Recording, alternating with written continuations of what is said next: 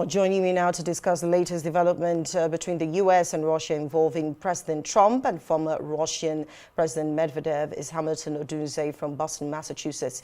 He's an international affairs analyst. Good to have you today. Now, what is your assessment of Benjamin Netanyahu's decision to postpone what his country's military will do in Gaza if Hamas does not agree to a ceasefire deal? Let's start from, all the major stories we've reeled out today, and then we'll move to Trump and Medvedev. Sure. Thank you for having me. Benjamin Netanyahu is just a man looking for an excuse to delay peace, in my opinion. They have accused Hamas of not negotiating in good faith. When I mean they, I mean Israel and the United States have accused Hamas of not negotiating in good faith. But the problem is none of the parties is negotiating in good faith. Not Hamas, not the United States, and certainly not Israel, not Benjamin Netanyahu. If you look at the political situation at home for him, the longer the war stays, the better for him. And he is a man facing almost jail time, right? So the longer the war stays, the better for him. And unfortunately for the world and he has an ally in Donald Trump who knows how to delay how to deal with political situations at home by deflecting. So that's exactly what is happening with Benjamin Netanyahu. It's not because Hamas is not negotiating in good faith, because none of the parties are. One of the plans, of course, as you know, open to the table, according to sources within the Israeli government, is to encircle the whole of Gaza. That's, some have said that will mean laying a siege on the Strip. How would that decision impact Palestinians? A lot of them have died, and do you think that should be an option at all? I really don't think that should be an option. Why would you, first of all, let's go to the question, why would you encircle a city if you're not planning on taking it over, right? I think the ultimate thing that Benjamin Netanyahu wants to do is to take over Gaza and run it for for some years to make sure that Hamas does not regroup. I think that's his ultimate goal. And Palestinians are all over the place. They are not home. And this is how it's affecting them. The earlier it stops for them to go home, the better for everybody. So it's not if here or there. Benjamin Netanyahu wants to sustain the war for as long as possible. How do you say that when, they've brought some of their conditions to the table, the same as Hamas and the U.S. as well, but then Hamas tends to be, going the other way? I mean, the U.S. have also pulled out of this negotiation, and also same as Benjamin Netanyahu. So when you say he wants to keep the war going, I mean, Hamas also has its fair share of the blame. Yes, they do have a fair share of the blame.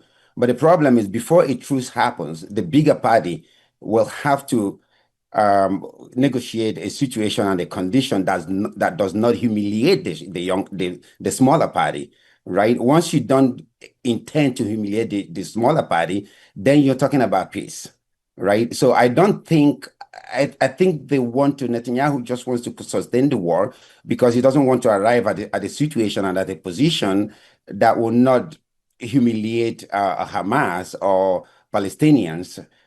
That's the way I look at it. He needs to come to the middle, and also Hamas, they also need to come to the middle.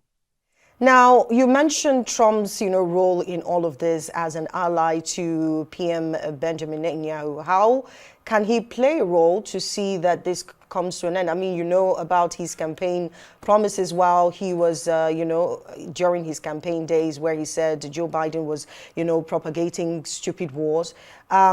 How can Trump, for someone who is also leaning towards wanting a Nobel Peace Prize, how can he mediate to ensure that this whole war comes to an end? I'm not sure about Trump winning the Nobel Peace Prize anytime soon, but I think he's friends with Benjamin Netanyahu, and he's not.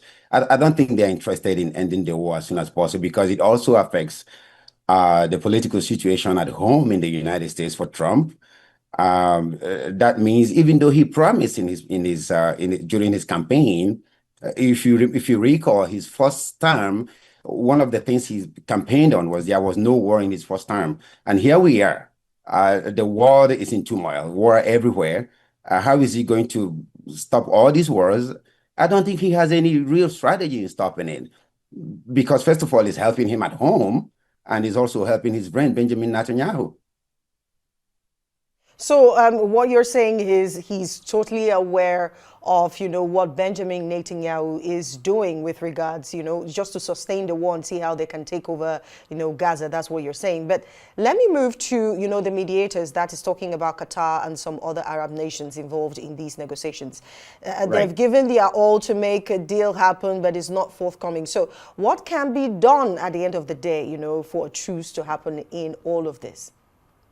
I think at the end of the day, everybody that is involved, all the parties involved, have to sincerely uh, uh, recognize that they have to come to the middle, right? Everybody, for truth to happen, like I said earlier, the bigger parties will have to accept not wanting to humiliate the smaller party. And once you try to humiliate the other party, there's not going to be peace.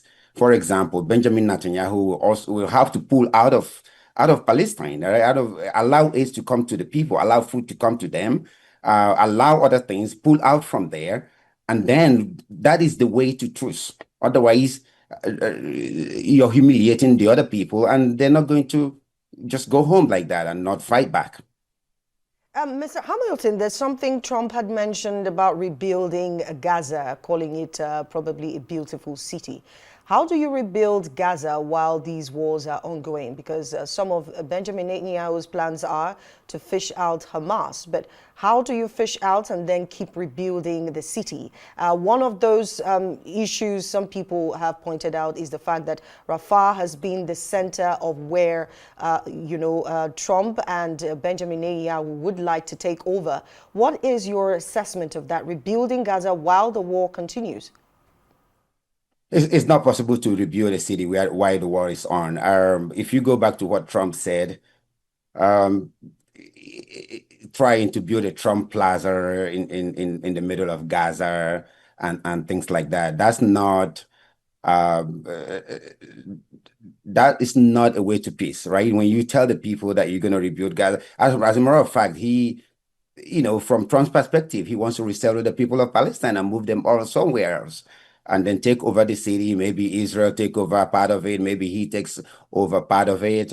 But all in all, you cannot rebuild a city while the war is going on. You first of all have to stop, right? Stop the war, return the people to where they belong to, and allow them to have aid and food, and then we can begin to talk about peace and rebuilding.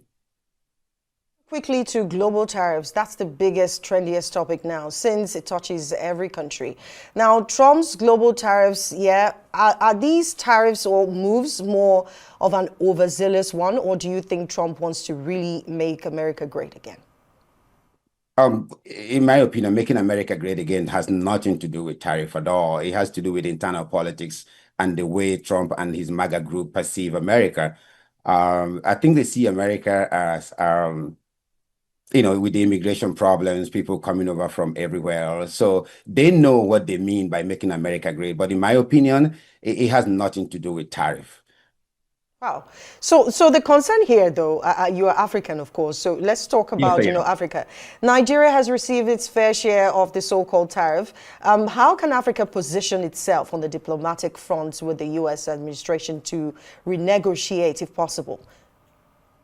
That's a very good question. Here's my opinion is you cannot, when you're dealing with trade, all right, it's hard to negotiate trade deals when half of your products go through the back door to other countries, right? So the first thing to do is the corruption in Nigeria and most other African countries, has put them, they are at a disadvantage when it comes to negotiating trade deals because more than 50% of their products go through the back door to other countries. So it's not, you don't have a hand in negotiation. And another thing is for Africa to do is if they can negotiate as a group, right? Just like the EU is doing, they're negotiating as a group. The issue is that the EU, they can also negotiate as countries because their products go through the right channel. to where it's supposed to go. But for Africa, we don't have that luxury. So we need to negotiate as a group, just like the EU is doing. Right, I'm happy you mentioned the EU now, but are these tariffs jeopardizing US's diplomatic relationships with other nations? What, sorry? Are, these tariffs we're talking about, is it jeopardizing US's diplomatic relationships with other countries or nations? Of course it is. Of course it is. If you look at what is going on in Canada with the United States, it's been back and forth. And may I say that the problem with tariffs and market is not the tariff. The market will adjust if there's, if they know what the tariffs are, they will adjust over time. The problem is not knowing. The market can't adjust to uncertainty, not knowing, but they can adjust to a number and they can adjust to, what is going on and they can plan it for the future. But yes, the tariffs is destroying America's relationship with other countries. For example, Yeah. Canada, they don't have it. Who is their next door neighbor?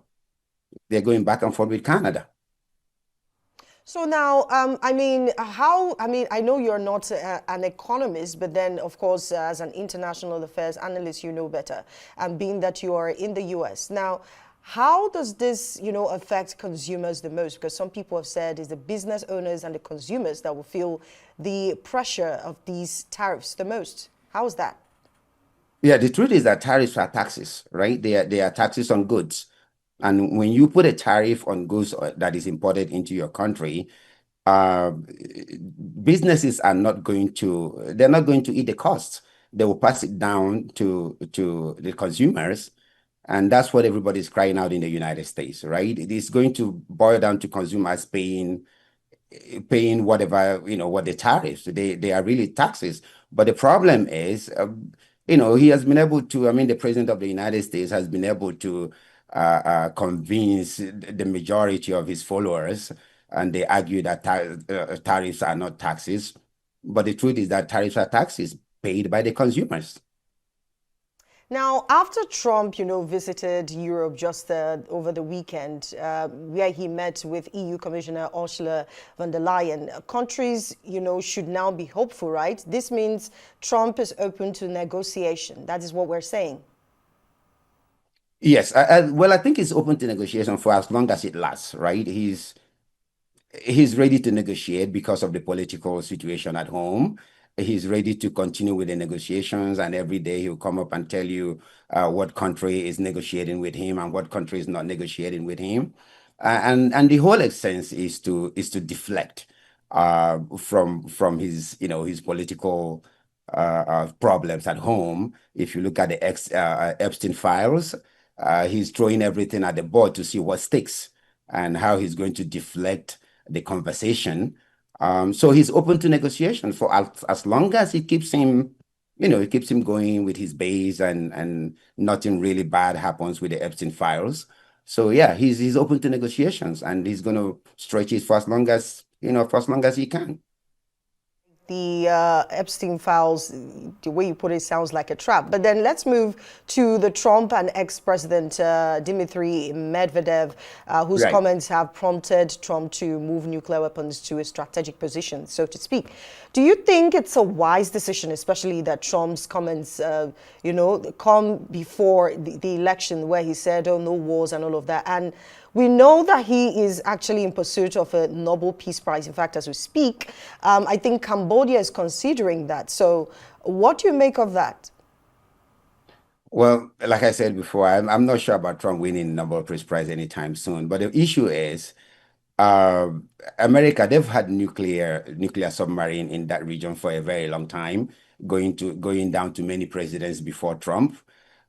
So what we need to consider is, why did he announce it? Right? It's supposed to be, even if he moved it, it's supposed to be a classified military information, right? So he comes out and he announces the movement of nuclear submarine closer to Russia. So I'm more concerned with why he announced it, right? Because it's supposed to be, like I said, classified military information, and he announced it because, like I said earlier, he wants to deflect. He wants to, create another narrative to deflect from the Epstein files. So it is dangerous to, to continue to do this nuclear saber rattling with Russia, but it's also just as dangerous to announce that you've moved a nuclear submarine closer to Russia. Finally, before I let you go, how would this, dampen his relationship with Russia's president, even though Vladimir Putin has says he's not swayed by anything Trump has said? Well, we don't know what is going on with Trump and Russia. One day he's against Russia. One day he's for Ukraine. One day he's friends with Russia. So I'm not going to go into President Trump's head to understand what is going on with him and Vladimir Putin. But obviously, Putin is taking it seriously that Trump is now beginning to talk tough, which he didn't do in his first term, and even in his earlier months as president of the United States this second term. I think he has been he's convinced that it would be a strategic mistake for the United States to allow Russia to to begin to wield power in that region of the old Soviet Union.